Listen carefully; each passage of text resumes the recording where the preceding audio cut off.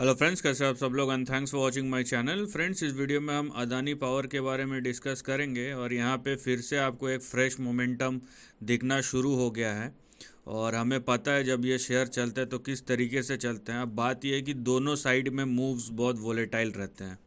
तो ये बात आपको पहली बात तो ध्यान रखनी पड़ेगी कि अगर आप वोलेटाइल स्टॉक्स में जाते हैं तो आपको समझना चाहिए कि यहाँ पे जो मूव्स होंगे ना, वो irrespective of news and events के बावजूद भी यहाँ पे वोलेटाइल हो सकते हैं। तो सबसे पहले तो आपको ये समझना है कि आपको अननेसेसरी रिस्क नहीं लेना है।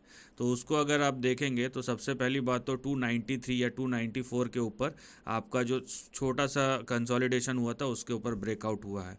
तो अगर ये 294 के ऊपर ब्रेकआउट हुआ है तो अब 294 आपका जो बन जाएगा वो सपोर्ट बन जाएगा।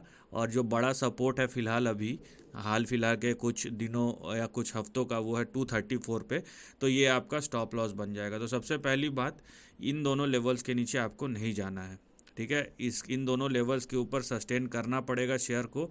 और ख़ास कर 294 के ऊपर तो सस्टेन करना ही पड़ेगा अगर अदानी पावर को यहाँ से ऊपर जाना है तो अगर ये कंडीशन है कि अगर 294 के ऊपर टिका रहता है कि जैसा कि ये है, तो अगला टारगेट जो है वो 444 का होगा, जो इसका सबसे हाईएस्ट लेवल है।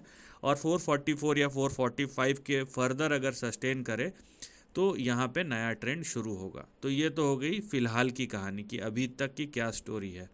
अब मैं अगर यहाँ पे ट्रेंड को बिल्डअप करने की कोशिश करूँ तो आपको दिख रहा होगा ये एक सपोर्ट लाइन है जिसके ऊपर यहाँ पे देखिए पिछले 3 साल का सपोर्ट बेस्ड है।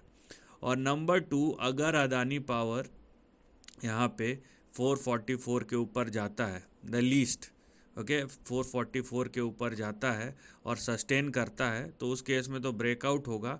और अगर ऐसा होता है, यहाँ पे बहुत बड़ा कंडीशन है कि अगर ऐसा होता है तो आने वाला जो रेंज होगा वो कहीं ना कहीं 800 से लेके 1400 के बीच में होगा। तो मुद्दे की बात यह है कि फ़िलहाल जो रेंज है वो 234 से शुरू होकर 444 445 तक जाता है, ये हाईलाइटेड सेक्शन। और अगर 444 के ऊपर या 445 के ऊपर अगर सस्टेन होता है तो ये जो फर्दर एक्सटेंडेड टारगेट है या फ्रेश रेंज है वो ओपन होगा आने वाले महीनों और सालों के लिए। लेकिन जैसा कि मैंने कहा, 294 के नीचे नहीं जाना चाहिए और 234 के नीचे आपको यहाँ पे फिर से फर्दर डाउन साइड शुरू हो सकता है। तो इन दोनों चीज़ों का आपको खासकर ध्यान रखना है। So this is the end of the video. Thanks for watching.